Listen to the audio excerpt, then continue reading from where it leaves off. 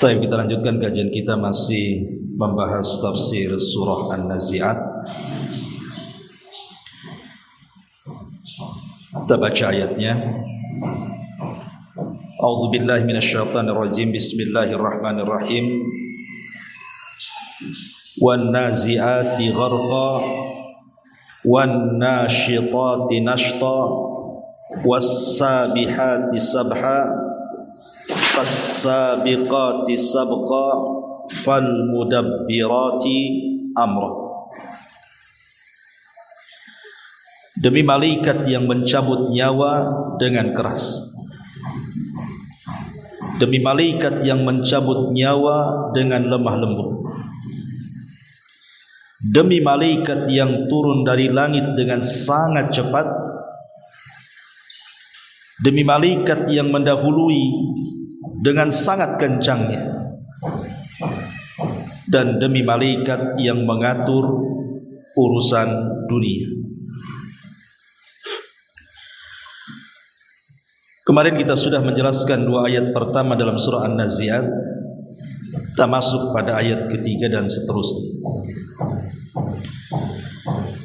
Di sini Allah Subhanahu wa taala mengatakan was-sabihati sabha, demi malaikat yang turun dari langit dengan sangat cepatnya.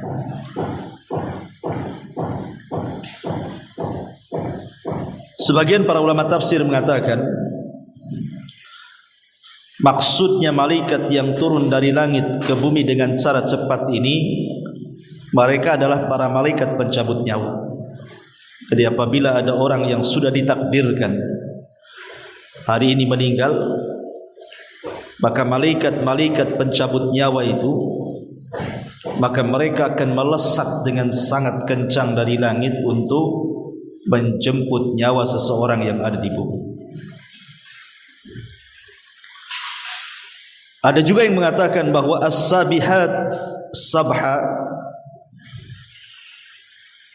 menurut perkataan Abdullah ibn Abbas radhiyallahu anhuma, yang dimaksud as-sabihat adalah arwahul mu'minin. Mereka adalah ruh-ruhnya orang-orang yang beriman. Tasbahu syauqan ila liqa'illahi wa rahmatihi hina takhruju. Mereka adalah ruh-ruhnya orang-orang yang beriman yang keluar dari jasadnya penuh dengan kerinduan karena ingin berjumpa dengan Allah dan mendapatkan rahmatnya. Ini penafsiran yang kedua. Kalau penafsiran yang pertama maksudnya malaikat, para malaikat pencabut nyawa yang turun dari langit melesat ke bumi untuk mencabut nyawa. Tapi penafsiran yang kedua maksudnya Allah Subhanahu wa taala mengatakan was-sabihati sabha, maksudnya demi ruh-ruhnya orang-orang yang beriman saat keluar dari jasadnya penuh dengan kerinduan kepada Allah Subhanahu wa taala karena mengharap rahmatnya. Itu penafsiran Abdullah ibn Abbas radhiyallahu anhu. Tetapi ada juga yang mengatakan fas-sabihat sabha itu artinya umum malaikat. Malaikat-malaikat yang ditugaskan oleh Allah Subhanahu wa taala yang turun ke bumi, maka mereka turun dengan sangat cepatnya. Seperti Allah Subhanahu wa taala mengatakan wal mursalati urfa fal 'asifati asfa, demi malaikat-malaikat yang diutus untuk membawa kebaikan dan malaikat-malaikat yang terbang dengan sangat kencang. Jadi mereka saking ingin melaksanakan perintah Allah Azza wa Jalla, maka mereka tidak akan pernah menunda-nunda. Mereka akan melesat secepat-cepatnya untuk melaksanakan perintah Allah Subhanahu wa taala. Kemudian Allah Subhanahu wa taala mengatakan fas-sabiqati sabqa. Fas-sabiqati sabqa. Maksudnya fasabiqati sabqu adalah para malaikat yang mereka berlomba-lomba untuk mendatangi anak-anak Adam. Mereka berlomba-lomba untuk mendatangi anak-anak Adam dalam rangka menebarkan kebaikan dan menebarkan amal-amal yang saleh. Jadi mereka berlomba-lomba mempengaruhi anak Adam supaya melangkahkan kaki mereka ke tempat-tempat ta'lim, ke tempat-tempat ibadah, melangkahkan untuk bersedekah, bersilaturahim. Pokoknya malaikat berusaha berlomba-lomba satu dengan yang lainnya mengajak anak Adam untuk berbuat kebaikan.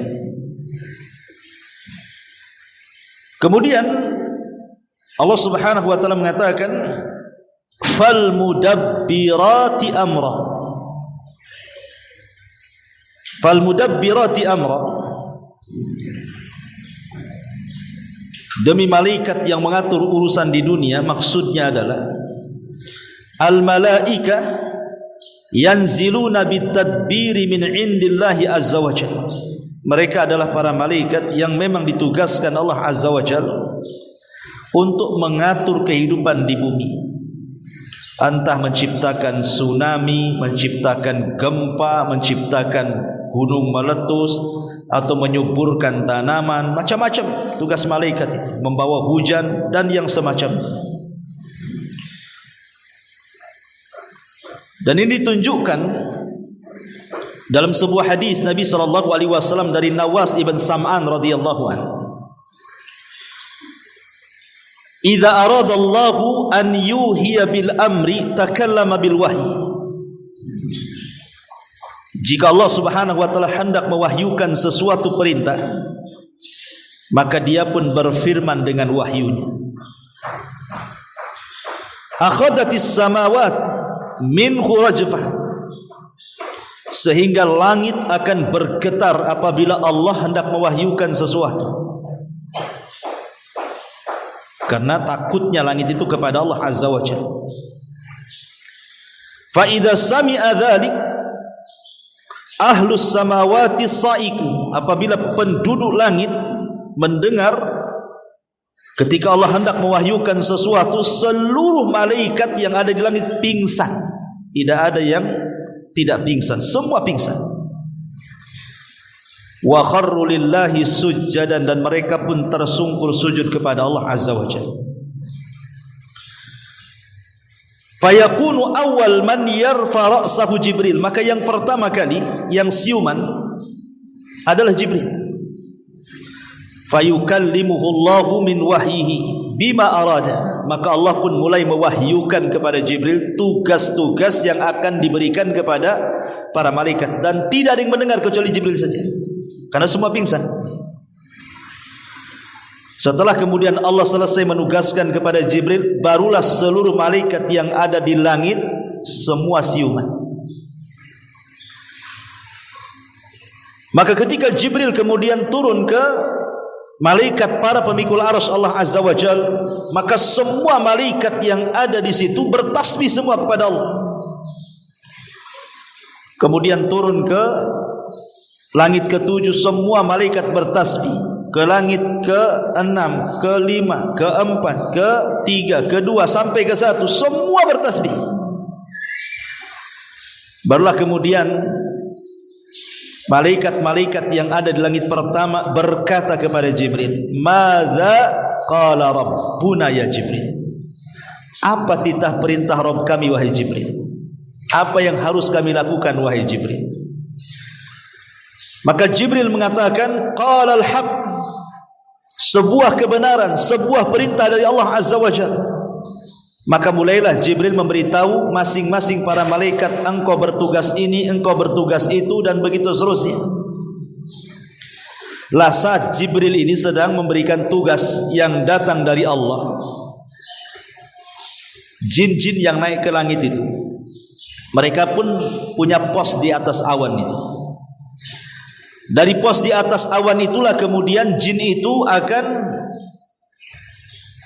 naik ke langit dengan cara satu jin bertumpu dengan jin yang berikutnya seperti orang panjat pinang sampai mendekati langit pertama. Maka jin yang paling atas mulai mencuri dengar apa sih yang diomongkan Jibril kepada para malaikat itu. Apabila kemudian mendapatkan satu kalimat, maka langsung dihabarkan kepada jin yang ada di bawahnya, sampai kepada jin yang ada di pos di atas awan itu. Itu pun satu kebenaran dicampur adukan dengan 99 kedustaan. Barulah kemudian jin yang paling bawah yang di atas awan, yang di pos itu baru turun ke bumi. Mereka menjual kalimat-kalimat itu ke tukang-tukang sihir, paranormal, dukun dan begitu seterusnya. Lah ketika para malaikat ini, mereka kemudian diberikan tugas oleh Allah lewat malaikat Jibril, maka setelah Jibril mengucapkan tugas mereka, maka mereka melesat dari langit ke bumi dengan sangat kencang. Kemudian mereka berlomba-lomba untuk mengerjakan perintah Allah, dan mulailah mereka mengatur kehidupan yang ada di bumi itu. Itulah makna fassabihati sabha fassabiqati sabqa falmudabbirati amra. Ma'asyiral muslimat yang dimuliakan Allah Azza wa Jalla, kalau kita perhatikan surah An-Nazi'at dari ayat pertama sampai kepada ayat ke-6, itu ayat ke-5, 1 sampai 5, Allah Subhanahu wa taala hendak bersumpah dengan para malaikat sebenarnya. Maka di pagi menjelang siang ini kita akan mencoba menguak tentang alam para malaikat,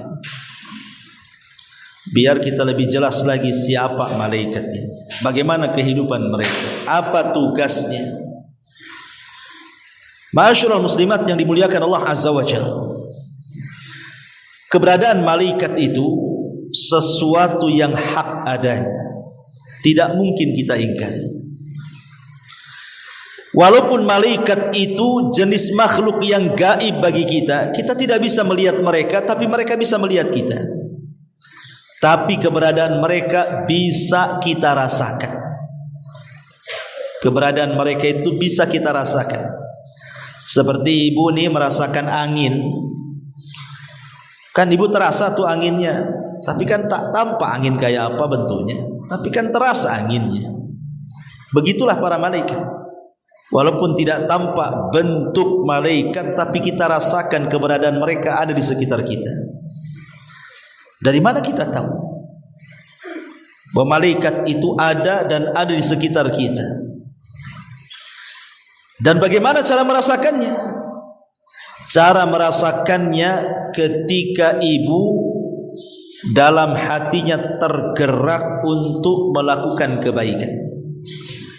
Saya ingin ngaji. Itu dorongan siapa? Malaikat. Ingin sholat duha, ingin sedekah, ingin silaturahim, ingin berbuat baik, tidak mau maksiat, dan begitu seterusnya. Itu sebenarnya dorongan malaikat itu. Begitu juga keberadaan jin di sekitar kita pun bisa kita rasakan. Ketika ada dorongan-dorongan jahat kepada kita untuk melakukan maksiat, untuk melakukan perbuatan dosa, berarti di situ ada dorongan setan. Itulah bentuk bagaimana kita bisa merasakan keberadaan para malaikat itu. Ma'asyiral muslimat yang dimuliakan Allah Subhanahu wa taala, para malaikat ini mereka memiliki bentuk. Walaupun kita tidak bisa melihat mereka, tapi mereka ada bentuknya. Disebutkan dalam surah Fatir ayat 1, Allah Subhanahu wa taala mengatakan, alhamdulillah fatiris samawati wal ardi ja'ilil malaikati rusulan uli ajnihatin mathna wa thulatha wa ruba' yazidu fil khalqi ma yasha innallaha ala kulli syai'in qadir. Segala puji bagi Allah yang menciptakan langit dan bumi, yang menjadikan malaikat sebagai utusan-utusannya yang mempunyai sayap. Jadi malaikat itu bentuknya punya sayap. Masing-masing sayap ada yang memiliki 2 sayap, ada yang memiliki 3 sayap, ada yang memiliki 4 sayap. Allah menambahkan pada ciptaannya apa yang dikehendakinya. Artinya bisa lebih daripada 4, 5, 6, 7, 10 sampai kepada sayap terbanyak dari seluruh malaikat adalah sayapnya Jibril. Berapa? 600 sayap. Itulah malaikat yang paling banyak sayapnya adalah Jibril, karena memiliki 600 sayap. Dan sungguh Allah Maha Kuasa atas segala sesuatu. Dari mana kita tahu bahwa Jibril memiliki 600 sayap? Abdullah ibn Mas'ud radhiyallahu anhu mengatakan, "Anna Nabiy sallallahu alaihi wasallam ra'a Jibril lahu 600 janah." Nabi pernah melihat Jibril, dan Nabi melihat Jibril memiliki 600 sayap. Hadis ini dikeluarkan Imam Bukhari. Kemudian riwayat yang lain, ra'a Rasulullah sallallahu alaihi wasallam Jibril fi suratihi lahu 600 janah qad saddal ufuq. Nabi sallallahu alaihi wasallam melihat Jibril dalam wujud aslinya, beliau memiliki 600 sayap yang menutup ufuk. Apa menutup ufuk itu maksudnya? Maksudnya satu sayapnya Jibril itu bisa menutup bumi dari langit itu. Jadi kalau kita melihat ke depan, sayap Jibril, tengok ke belakang, ke atas, sayap Jibril, ke kanan, ke kiri, sayap Jibril. Seolah-olah sayap Jibril itu terbentang mulai terbit matahari sampai tenggelam. Itu satu sayap Jibril ya. Bagaimana 600 sayap kan itu? Berarti Jibril itu besar sekali. Sayapnya saja sepanjang itu. Bahkan Nabi SAW pernah diizinkan untuk menggambarkan malaikat pemikul arsy. Kata Nabi SAW, Allah mengizinkan diriku untuk menggambarkan malaikat pemikul arsy Allah Subhanahu wa ta'ala. Seperti apa bentuk malaikat pemikul arsy itu? Kata Nabi SAW, malaikat pemikul arsy itu badannya terus menjulang ke langit. Badannya itu menjulang ke langit, kemudian tanduknya itulah yang memikul arsy. Sementara kakinya menembus langit pertama, dari langit ke-7 sampai langit pertama, sampai menembus dasar bumi yang paling dalam. Sudah dibayangkan? Kayaknya hayal saja.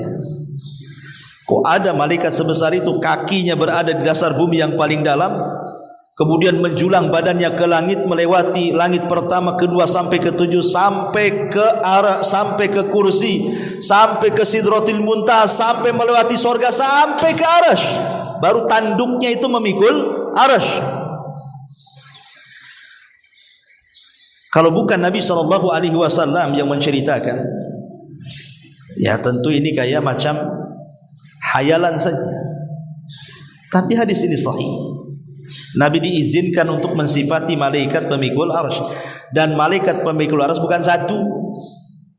Malaikat pemikul arsy itu jumlahnya 8. Jadi jumlah malaikat pemikul arsy itu semuanya 8. Itu berdasarkan ayat Al-Quranul Karim.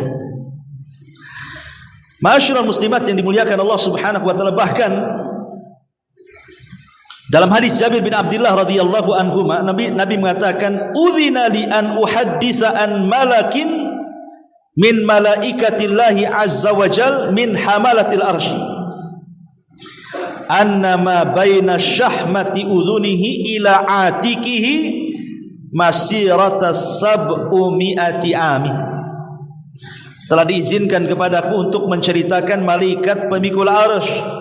Antara daun telinganya, Bu, antara daun telinganya dengan bahunya nih Jarak antara daun telinga dengan bahunya ini berapa? Masirah sab'umi'ati amin, perjalanan 700 tahun. Dari sini ke sini ibu jalan 700 tahun sampai di mana? Itulah jarak kuping dengan bahunya. Itu di antara bentuk malaikat. Ya, tetapi yang jelas bahwa bentuk malaikat mereka adalah makhluk yang bersayap.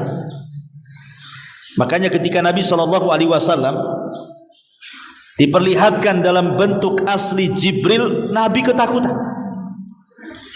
Kemudian pulang dan berteriak kepada Khadijah, selimuti aku, selimuti aku. Akhirnya kemudian Khadijah pun menyelimutinya. Tidak cukup sampai di situ, kemudian Khadijah mempertemukan Rasul dengan Waraqah ibn Naufal. Apa kata Waraqah ibn Naufal? Wahai Muhammad, makhluk yang kau temui adalah namus. Namus itu makhluk yang bersayap, gitu maksudnya. Dan pernah turun kepada Musa dan juga Isa, engkau akan jadi nabi. Itu kata Waraqah ibn Naufal. Dari sini kita tahu bentuk malaikat seperti apa. Mereka makhluk yang bersayap, dan yang paling banyak sayapnya adalah malaikat Jibril, situmi'ati janah, 600 sayap. Ya. Adapun jumlah para malaikat, Bu, malaikat itu jumlahnya sangat banyak. Tidak ada yang tahu jumlah malaikat kecuali Allah Subhanahu wa taala. Dan itu difirmankan dalam Al-Qur'an. Allah Subhanahu wa taala mengatakan, "Wa ma ya'lamu junuda rabbika illahu wa ma huwa illa dzikra lil bashar." Dan tidak ada yang tahu berapa jumlah para malaikat kecuali hanya Allah saja. Coba bayangkan dalam peristiwa Isra Mi'raj, Nabi kan naik ke langit, kemudian sempat singgah di Baitul Ma'mur. Baitul Ma'mur itu Ka'bahnya para malaikat. Dan Baitul Ma'mur dengan Ka'bah yang ada di bumi itu sejajar. Jadi kalau di bumi Ka'bahnya manusia, ya Ka'bah. Tapi kalau di langit Ka'bahnya para malaikat disebut Baitul Ma'mur. Disitulah tempat tawafnya para malaikat. Lah Rasul ketika peristiwa Isra Mi'raj itu diperlihatkan jumlah malaikat yang masuk setiap hari tawaf, kemudian selesai tawaf keluar dan tidak pernah kembali. Besoknya masuk dengan jumlah yang sama, 70.000 malaikat, kemudian tawaf, selesai tawaf kemudian keluar dan tidak pernah kembali. Kemudian besoknya datang malaikat baru dengan jumlah yang sama, kemudian tawaf, kemudian keluar dan tidak pernah kembali. Seperti itu ya tiap hari. Siapa yang tahu jumlah malaikat kalau begitu? Setiap hari ganti rombongan, jumlahnya sama lagi. Makanya tidak ada yang tahu jumlah para malaikat kecuali Allah Azza wa Jalla. Apalagi malaikat itu bukan seperti jin dan manusia, ada kelahiran, ada kematian, tidak ada. Malaikat diciptakan oleh langsung besar, langsung bertugas. Makanya kata Nabi SAW ketika peristiwa Isra Mi'raj itu, "Attatis sama wa huqqalaha anta'id." Kata Rasul, langit bergetar dan berhak langit untuk bergetar karena takut kepada Allah. Ternyata setiap 4 jari, kata Rasul, di langit itu pasti ada malaikat yang berdiri bertasbih, ruku sampai sujud, dan itu dilakukan sampai kiamat. Jadi ada malaikat yang diciptakan oleh Allah itu dari mulai diciptakan dia sujud saja kepada Allah sampai kiamat. Ada yang ruku saja sampai kiamat. Ada yang berdiri bertasbih sampai kiamat. Karena malaikat memang diciptakan untuk itu. La ya'sunallah ma amarahum wa yaf'aluna ma yu'marun. Malaikat itu hanya menjalankan perintah Allah saja. Itu yang mereka tahu. Makanya hawa nafsu, malaikat tidak diberikan hawa nafsu. Mereka hanya diberikan unsur ketaatan saja. Lah karena kita tahu bahwa jumlah para malaikat itu banyak kan, banyak sekali, dan tidak ada yang tahu jumlahnya kecuali kepada Allah Subhanahu wa taala. Sehingga nama-nama malaikat yang disebutkan di dalam Al-Qur'anul Karim itu tidak banyak. Tetapi kita ahli sunnah wal jamaah tetap beriman dengan keberadaan para malaikat, walaupun para sebagian besar malaikat itu kita tidak tahu namanya, dan yang tahu namanya kita imani seperti itu. Seperti umpamanya yang pertama Jibril, jelas dicantumkan dalam Quran kan gitu. Kemudian yang kedua Mikail juga dicantumkan dalam Quran. Kemudian Israfil juga dicantumkan dalam Quran namanya kan itu. Kemudian malaikat maut juga dicantumkan dalam Al-Quran. Allah mengatakan wa nadau ya Malik, dan mereka penduduk neraka memanggil-manggil wahai malaikat Malik. Berarti kan ada dalam Quran namanya malaikat Malik. Kemudian juga malaikat Ridwan sebagaimana disebutkan dalam hadis. Kemudian juga malaikat Munkar dan Nakir sebagaimana disebutkan dalam hadis. Kemudian Harut dan Marut. Harut dan Marut ya. Bagi yang berpendapat Harut dan Marut itu malaikat sebagaimana disebutkan dalam surah Al-Baqarah. Kemudian malaikat maut. Malaikat maut disebutkan dalam Quran. Adapun malaikat maut namanya Ajazil. Ajazil ini tidak ada dalam Quran, tidak ada dalam hadis Nabi. Itu bahasa Israiliyat, bahasa yang tercantum dalam kitab Taurat. Malaikat maut disebut Ajazil. Tetapi Israel tidak ada. Israel itu penamaan ahli kitab. Kalau kita orang Islam jangan bilang Israel, tapi kita katakan malakul maut ya. Kemudian juga hamalatul arsy, malaikat-malaikat pemikul arsy bagaimana disebutkan dalam Al-Quran, jumlah mereka 8. Kemudian juga malaikat yang menggiring awan, kemudian menciptakan petir, menciptakan kilat ya. Itu sebenarnya pecut yang dibawa malaikat Ar-Ra'du namanya. Sebutkan dalam hadis ada malaikat namanya Ra'du yang menciptakan kilat itu. Itu disebutkan dalam hadis ya. Termasuk malakul jibal, malaikat penjaga gunung, disebutkan dalam hadis ketika Rasul ke Taif kemudian dilempari batu. Kemudian Jibril membawa 2 malaikat penjaga gunung dan mengatakan, ya Rasul, perintahkan saja nih 2 malaikat gunung ini biar gunungnya ditimpakan kepada orang Taif itu. Tapi Rasul mengatakan jangan. Allahumma hdi biqaumin fa innahum la ya'lamun. Jangan. Semoga mereka mendapatkan hidayah. Mereka tidak tahu saja aku ini nabi gitu. Disebut juga malakul jibal. Termasuk juga Az-Zabaniyah. Malaikat Zabaniyah itu malaikat penjaga jahanam. Itu disebutkan dalam Quran ya.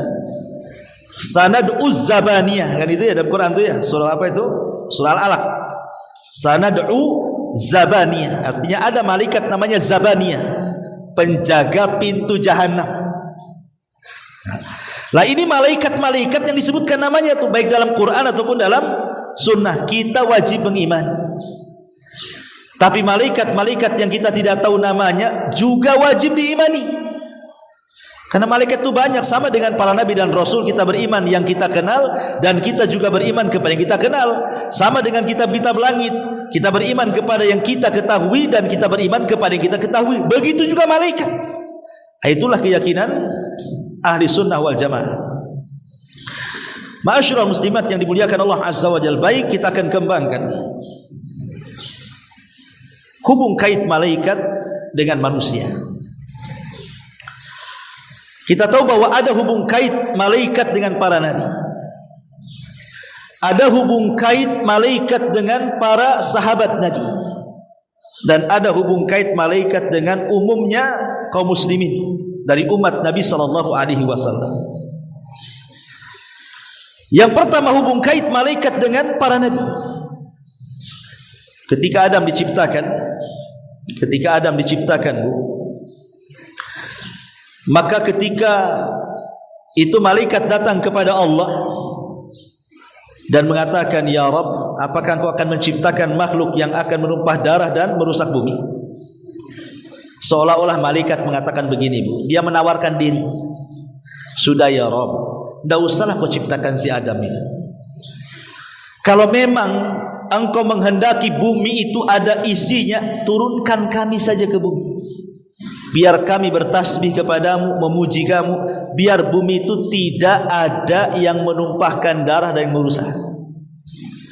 Tapi Allah katakan apa? Inni a'lamu ma la ta'lamun. Aku lebih tahu dengan ciptaanku si Adam ini, kalian tidak tahu. Bukti ketidaktahuan malaikat apa? Ketika Adam sudah diciptakan, ditiupkan ruh, kemudian beranak pinak dari turunannya, muncul para nabi, muncul para rasul, yang keberadaan para nabi dan rasul itu lebih tinggi derajatnya dibandingkan para malaikat. Maknanya malaikat tidak tahu kan kalau dari keturunan Adam itu muncul orang-orang yang jauh lebih mulia dibandingkan mereka. Tetapi karena keinginan malaikat itu kalau bisa jangan ada yang maksiat kepada Allah Azza wa Jalla, melihat kemudian para malaikat ini semangat beribadah, makanya Allah buat Baitul Ma'mur supaya malaikat bisa beribadah di atas sana. Disitulah menjadi kiblatnya para malaikat, Baitul Ma'mur. Karena semangatnya mereka ingin beribadah kepada Allah, dan kalau bisa jangan ada yang menumpah darah dan merusak bumi. Tetapi semua kehendak Allah. Kalau Allah sudah berkehendak, malaikat tidak, tetap terjadi. Ketika kemudian Allah Subhanahu wa taala betul-betul membentuk Adam dan hendak ditiupkan ruh, apa kata Allah? Fa idza sawaituhu wa nafakhtu fihi min ruhi faqa'u lahu sajidin. Apabila sudah kusempurnakan ciptaan Adam ini, semata-mata kutiupkan ruh kepada Adam, sujud kalian. Dari sini kata para ulama, ketika malaikat sujud kepada Adam itu bukan sujud kepada jasad, tapi kepada ruh yang dimasukkan ke dalam Adam. Kenapa? Karena ketika Allah menyebut ruh Adam itu diidzafahkan kepada dirinya, min ruhi, dari ruhku, kata Allah. Sesuatu yang diidzafahkan kepada Allah itu mulia. Contoh namanya Ka'bah, Baitullah. Jadi mulia. Kenapa? Karena diidzafahkan kepada Allah. Atau contoh mujizat Nabi Musa, unta, naqatullah. Pokoknya sesuatu yang diidzafahkan kepada Allah, maka sesuatu itu jadi mulia. Termasuk ruh Adam. Ketika Allah mengatakan, fa idza sawaituhu wa nafakhtu fihi min ruhi, dari ruhku, faqa'u lahu sajidin, sujudlah kalian. Berarti malaikat sujud itu menghormati ruhnya Adam. Dari sini kita tahu bahwa kemuliaan manusia itu bukan pada fisik, tapi kemuliaan manusia itu ada pada ruh. Dan ini yang bisa menenangkan kita. Karena salah satu yang bisa menenangkan dada kita itu, harus paham bahwa kemuliaan kita bukan pada fisik kita, tapi pada ruh kita. Sehingga kalau Allah Subhanahu wa taala takdirkan mungkin kita kurang cantik, ya, kurang ganteng, atau mungkin cacat, jalannya pincang, ketabrak, patah tulang, akhirnya kemudian di kursi roda bertahun-tahun, tidak ada masalah. Karena fisik itu tidak ada kemuliaan di hadapan Allah. Yang penting ruhnya itu jangan sampai pincang, itu maksudnya. Fisik itu apalah? Fisik ini kalau sudah keluar ruhmu, jangan 1 tahun, seminggu aja udah busuk tuh di fisik ini, dimakan cacing tanah. Tapi ruh itulah yang kekal.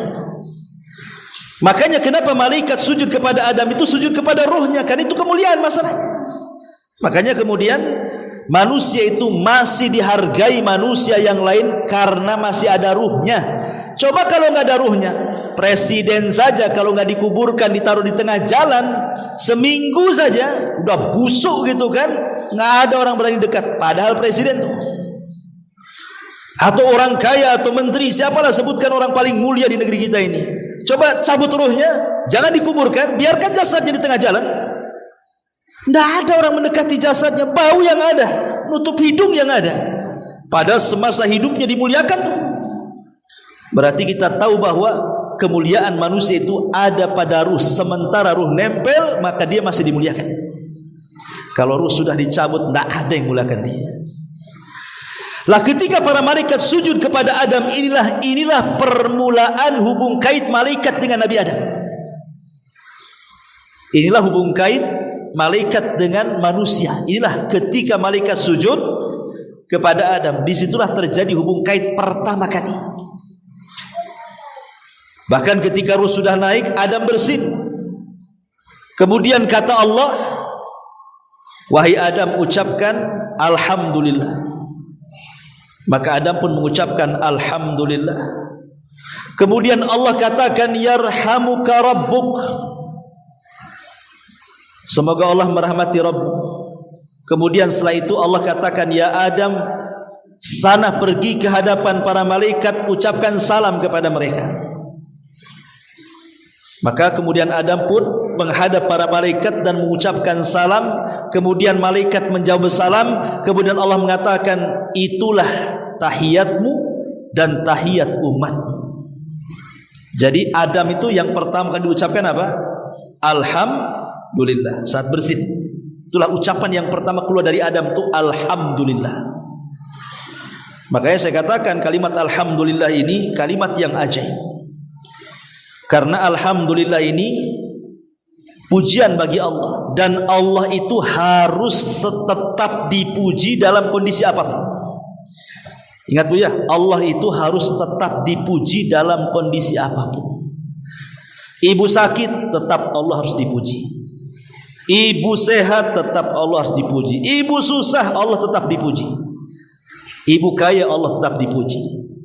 Karena pujian Allah itu jangan sampai terputus hanya gara-gara sakit, hanya gara-gara susah. Jangan mengucapkan alhamdulillah kalau kaya saja, kalau sehat saja. Maka sakit pun kita katakan alhamdulillah, susah pun kita katakan alhamdulillah. Karena Allah itu dipuji di waktu senang dan susah, di waktu sehat dan kaya. Ya.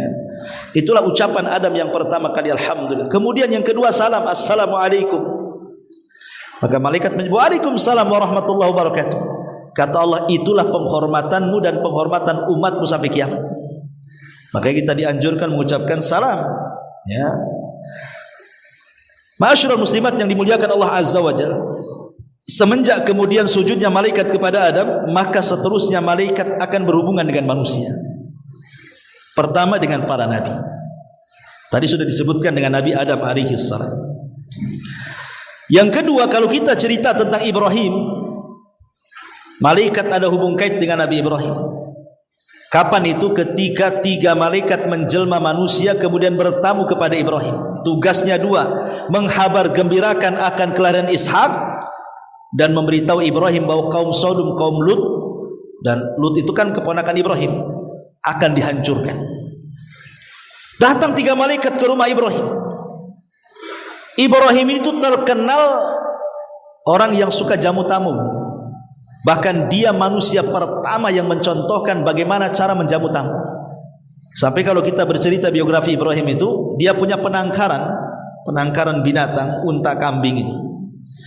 Maka setiap ada tamu disembelihkan unta, kadang disembelihkan kambing. Setiap ada tamu. Jadi khusus punya peternakan hanya untuk menjamu tamu saja. Kalau saya bertamu ke ibu, paling tinggi aku gelas dari keluarga.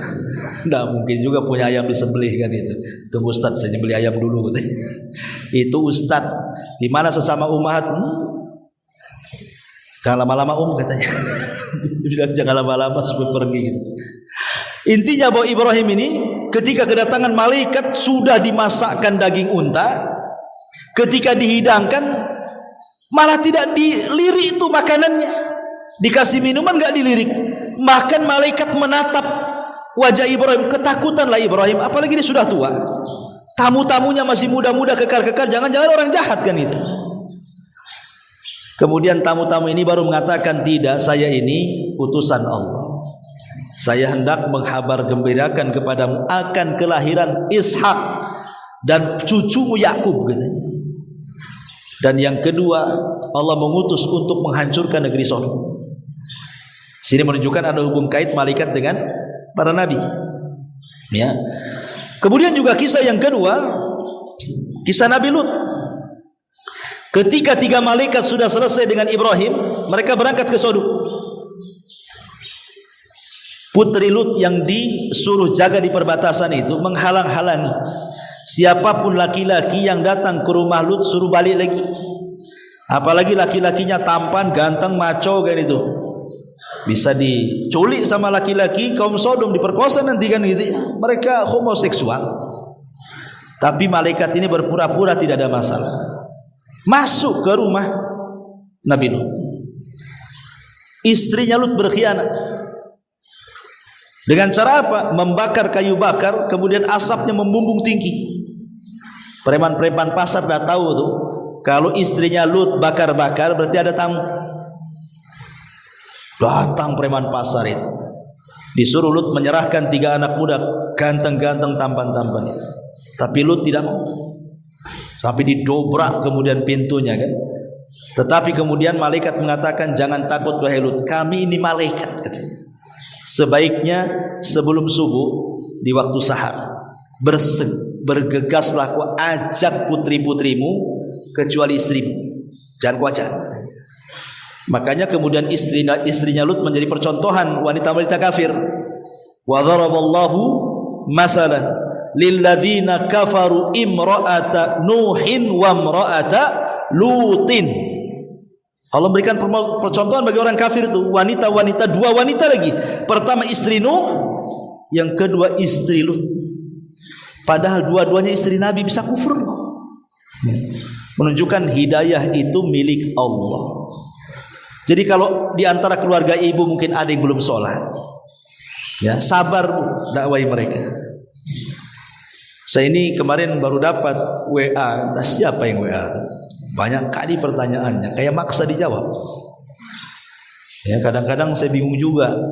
Dia pertanyaannya pakai poin 1, 2, 3, saya harus jawab itu kadang-kadang bisa 1 jam ngetik. Pusing. Makanya kadang-kadang WA nggak pernah dijawab itu. Kalau telepon masih mending lah kan Bu ya. Lagi nyetir sibuk. Kalau jawabannya iya dan tidak enak lah. Iya, tidak, saya jawab. Tapi kalau ngetik satu paragraf, ya mohon maaf aja kalau nggak saya jawab kan. Kadang pertanyaannya sedikit, jawabannya itu yang menjabar-jabar kemana-mana. Nanti udah dijawab nggak paham lagi, aduh diulang lagi ngetiknya. Jadi ada yang WA kemarin tuh. Jadi ibunya itu selalu dizolimi sama ayahnya.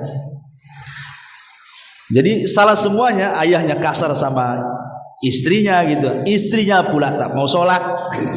Gitu ya. Satu sisi suaminya main tangan gitu ya. Sisi lain istrinya pula tak mau sholat pula nih. Kalau dia bilang, wah ini sudah lama Ustaz, kadang-kadang saya udah jengkel juga, mau maki juga gitu. Kadang-kadang ini kan nggak sabaran gitu. Lah ini kan gambaran bahwa dalam keluarga terkadang ada juga yang belum dapat hidayah kan.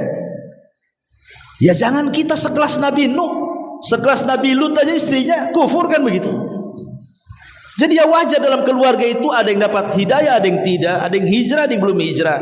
Maka kewajiban yang hijrah ini ya nasihati sebatas kemampuan ya, dan tidak boleh berhenti, terus mengajak mereka sampai kapan ya, sampai kita capek lah mendakwai mereka ya, tapi jangan berhenti, terus saja.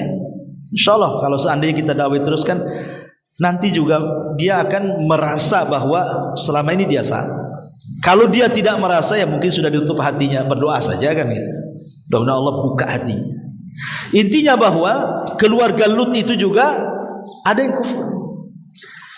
Lah ketika kemudian Lut diperintahkan 3 malaikat untuk cepat-cepat kabur sebelum datang subuh, maka Jibril keluar. Ketika keluar dia robah bentuk asli dia, dari bentuk manusia ke bentuk asli. Kemudian sayapnya dihempaskan, itu orang-orang yang ngepung di sekitar Lut keluar matanya semua. Itu azab pertama.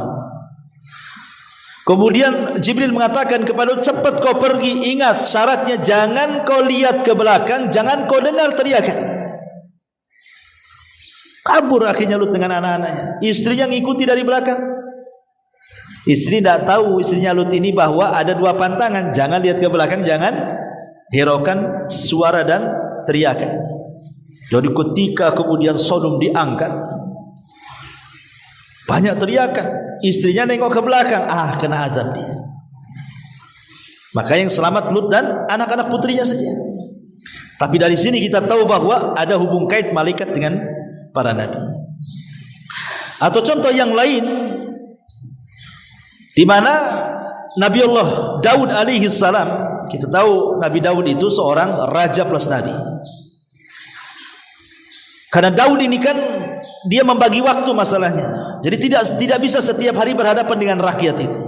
Ada satu hari tidak boleh diganggu. Pokoknya walaupun rakyatnya butuh sesuatu, satu hari itu tidak mau diganggu dia. Padahal tidak boleh seorang raja seperti itu maksudnya. Akhirnya datanglah malaikat pura-pura punya masalah, naik ke dinding lagi ke istana Daud. Kemudian menceritakan soal persoalannya. Tapi ketika itu Daud tergesa-gesa memberikan fatwa, akhirnya salah. Maka Daud pun ketika itu kemudian berusaha bertobat kepada Allah Subhanahu wa taala, dan akhirnya dia tidak mengkhususkan lagi satu hari itu untuk ibadah. Dia berikan kepada rakyatnya. Ya. Ma'asyiral muslimat yang dimuliakan Allah Azza wa Jalla. Kemudian juga contoh yang lain adalah malaikat mendatangi siapa? Maryam, Nabi Zakaria. Nabi Zakaria didatangi malaikat, kemudian dihabar gembirakan akan kelahiran Yahya. Dan di zaman itu belum ada nama manusia namanya Yahya kecuali putra Zakaria. Kalau sekarang ya banyak Pak Yahya, mana-mana Pak Yahya di sana. Zaman dulu tidak ada Yahya, cuma satu putra Zakaria. Ya. Malaikat datang, ada hubung kait antara malaikat dengan Nabi Zakaria kan. Termasuk juga dengan Maryam. Dengan Maryam kan itu, dan Isa yang masih kecil. Ketika kemudian satu hari Maryam itu kan nggak pernah keluar dari mihrabnya. Memang wanita suci, betul-betul ahli ibadah.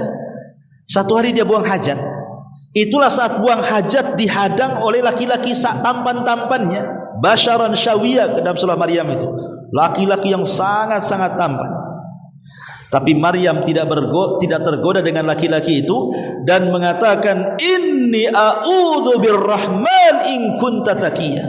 Aku berlindung kepada Allah kalau engkau memang dasarnya orang takwa, nyingkir kau dari aku, katanya. Nah, tengok ya kan? Itulah Maryam. Tapi kemudian Jibril beritahu, saya ini Jibril, utusan Allah, menghabar gembirakan engkau akan punya anak. Kemudian Jibril menitipkan ruh di sakunya. Akhirnya sakunya kemudian masuk di farjinya, masuk ke rahimnya. Dari situlah kemudian Maryam semakin hari membesar. Akhirnya setelah 9 bulan lahirlah Isa bin Maryam. Ya. Dari sini ada hubung kait malaikat juga dengan wanita-wanita salihah di zaman itu dengan para nabi. Bahkan dengan Nabi SAW juga sama. Jadi zaman Nabi SAW ada sahabat namanya Dihyatul Kalbi. Dihya al-Kalbi itu sahabat yang paling ganteng dari sahabat-sahabat Muhajirin. Jadi Jibril kalau datang menemui Rasul itu pasti akan membentuk dirinya sebagai Dihyatul Kalbi. Jadi satu hari setelah perang Ahzab, Rasul berbincang dengan Dihya. Aisyah nampak dari jauh, disangka Dihya. Cuman masalahnya Aisyah heran, kenapa Dihya di atas kuda, Rasul pula di bawah. Ini kan kurang adab gitu ya, harusnya kan turun dia dari kuda kan.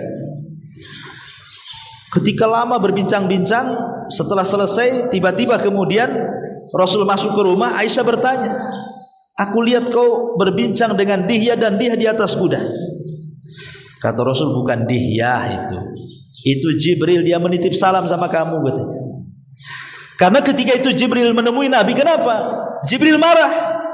Gara-gara setelah menang perang Ahzab, Rasul langsung pulang mencopot baju besinya, langsung mandi. Maka Jibril mengatakan, hei Muhammad, para malaikat belum ada yang mencabut pedangnya, katanya. Kenapa kau letakkan pedangmu, katanya. Sarungkan kembali baju perangmu, ambil pedangmu, gempur Bani Quraidah, katanya. Jangan sholat asar di jalan kecuali sampai di Bani Quraidah. Ini ada hubung kait malaikat dengan Nabi. Ya, Nabi kita Muhammad SAW. Apakah hanya sebatas dengan Nabi? Tidak. Dengan para sahabat Nabi SAW pun malaikat itu berhubungan. Contoh namanya kisah Usaid ibn Hudzair. Usaid ibn Hudzair ini sedang baca Quran tengah malam. Kemudian anaknya Yahya sedang tidur, di sampingnya ada kuda. Setiap dia baca Quran, kudanya meringki. Setiap dia baca Quran, kudanya meringki. Kalau dia berhenti, kudanya juga berhenti. Kemudian dia melihat ke langit ada cahaya. Akhirnya dia tidak melanjutkan baca Qur'annya. Kenapa? Karena takut dengan si Yahya putranya tertunjang kuda gitu ya. Lah keesokan harinya diceritakan sama Nabi. Nabi, semalam saya membaca Quran, ini kuda tak mau diam. Saya takut kepada putraku si Yahya ini. Dan aku melihat ada cahaya yang melesat dari langit. Apa kata Rasulullah? Ya Usaid, kalau engkau teruskan baca Quran, maka engkau akan melihat para malaikat yang turun dari langit menyaksikan bacaanmu. Itulah karomahnya Usaid ibn Hudzair. Atau contoh yang lain, Thalha bin Ubaidillah. Thalha bin Ubaidillah ini saat peperangan, dia terkena sabatan pedang. Akhirnya kemudian berteriak, aduh, saking sakitnya. Rasul mendengar. Kata Nabi SAW, ya Thalha, kalau engkau ganti kalimat aduh dengan Bismillah, tentu para malaikat akan mengangkat derajatmu sampai ke langit. Dan ini keutamaan baca basmalah, ya kan? Kemudian contoh yang kedua, Sa'ad bin Mu'adz, pemimpin Aus. Saat dia meninggal, 70.000 malaikat turun dari langit mengikuti jenazahnya. Dan arsy Allah bergegar karena kematiannya. Kemudian contoh yang lain, Handalah, ghasilul malaika. Handalah ini ketika perang lupa tak mandi junub. Allah takdirkan mati syahid. Dia belum mandi junub, mati syahid. Maka malaikat memandi perebutan kepada ruhnya, kemudian berusaha untuk memandi besarkan ruhnya Handalah, sehingga Rasul mengatakan Handalah ghasilul malaika. Handalah orang yang dimandi besarkan malaikat. Jadi banyak kisah-kisah para sahabat itu yang ada hubung kait dengan para malaikat. Maksudnya ini kan individu, tapi yang sifatnya jamaah itu terjadi dalam peperangan. Contoh perang Badar. Nabi SAW manusiawi, takut kalah kan, karena belum pernah perang masalahnya. Malam-malam istighosah dengan Abu Bakar, sampai kemudian ridanya terbang. Kata Abu Bakar, sudah wahai Rasul, Allah sudah mengijabah. Maka Nabi SAW terus berdoa. Tiba-tiba diperlihatkan 1.000 malaikat turun dari langit dan mengatakan, ya Abu Bakar, berbahagialah, malam ini Allah kirim Jibril dan 1.000 malaikat. Ketika keesokan harinya perang, Allah tambah 3.000 jadi 4.000. Ketika peperangan berkecamuk betul-betul, Allah tambah 1.000 lagi jadi 5.000. Bi khamsati alafin minal malaikati murdifin. 5.000 malaikat melawan 1.000 orang-orang kafir, kalahlah. Itulah peperangan perdana yang menang melawan orang-orang kafir, karena ada bantuan 5.000 malaikat ikut perang di situ. Dari sini kita tahu ada hukum kait bahwa malaikat dengan kaum muslimin. Ma'asyiral muslimin, muslimat yang dimuliakan Allah Subhanahu wa taala. Termasuk juga bukan hanya dengan para nabi, dengan para sahabat, dengan kita juga sama. Ada hubung kait malaikat. Contoh nih, ibu-ibu datang ke sini. Ibu-ibu duduk di sini di majelis taklim ini ada hubung kait dengan malaikat. Karena Nabi SAW mengatakan, majtama'a qaumun fi baiti min buyutillah yatluna kitab Allah wa yatadarasunahu bainahum illa nazalat alaihimus sakinah wa ghasyiyatuhumur rahmah wa haffathumul malaika wa dzakarallahu fiman indah. Tidaklah berkumpul sebuah kaum, di situ dibacakan Quran, di situ dibacakan hadis, di situ dipelajari Quran dan hadis, kecuali malaikat akan turun membawa ketenangan, membawa rahmat, dan mengepak-ngepakkan sayapnya, memintakan ampun kepada akan dosa-dosa kita yang di majelis ini. Dan nama kita disebut-sebut di langit. Bayangkan ini kan, hanya duduk di majelis taklim saja Bu, keutamanya luar biasa. Ustaz termasuk yang tidur, termasuk yang tidur, insya Allah. Gitu. Iya. Nanti minggu depan bawa bantal sekali. Intinya bahwa itu dengan kelompok ya, itu kan kelompok. Individu Bu, ibu tidur nih malam-malam. Kemudian sebelum tidur ibu berwudu, berwudu kemudian tidur. Itu kalau ibu berwudu kemudian tidur, artinya tidur setelah wudu. maka Allah akan kirim 2 malaikat yang akan berdiri di samping kiri kanan kita itu saat tidur. Jadi setiap badan kita berguling ke arah kanan, malaikat sebelah kanan mengatakan Allahumma gfir lahu, Allahumma arhamhu, ya Allah ampunilah orang ini, rahmati orang ini.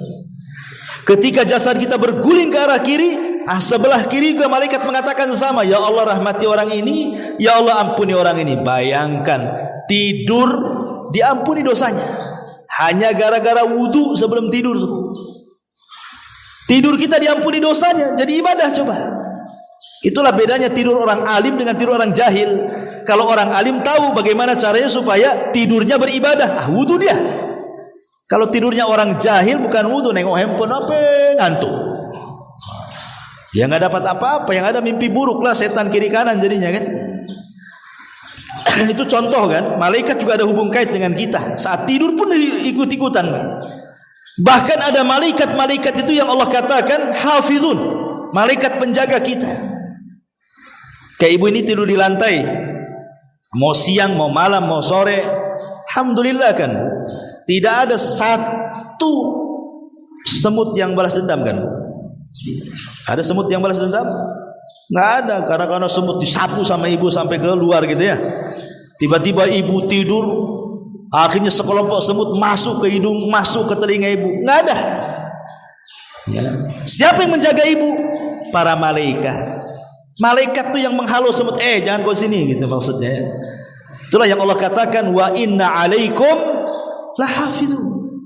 Ya Allah kirimkan para malaikat hafadhah, penjaga-penjaga gitu.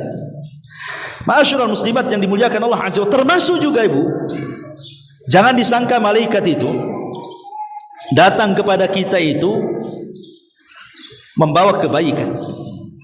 Ada juga malaikat yang datang itu membawa keburukan kepada kita tuh. Maksudnya apa membawa keburukan kepada kita itu?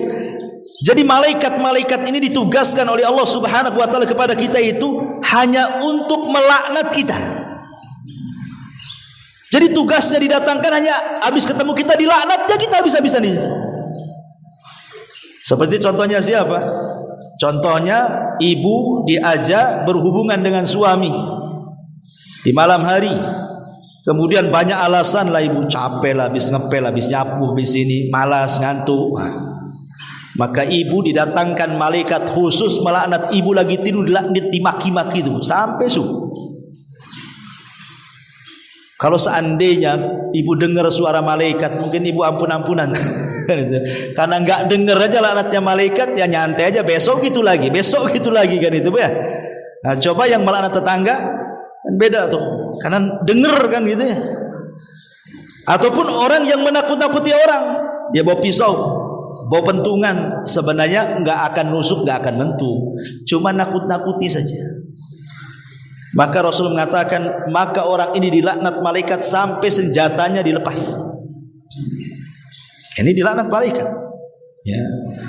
Ataupun para suami yang tidak bertanggung jawab. Jadi selama menjadi suami nggak pernah ngasih nafkah, kemudian juga melihat keluarganya bermaksiat dibiarkan, anaknya nggak nutup aurat dibiarkan. Ini didatangkan malaikat, dilaknatnya suami itu karena dia dayus. Jadi ada orang-orang yang memang khusus dikirim para malaikat itu, malaikat itu melaknat aja dia. Jadi tidak semua malaikat datang kemudian membawa kebaikan, ada juga yang datang memang khusus melaknat gitu ya.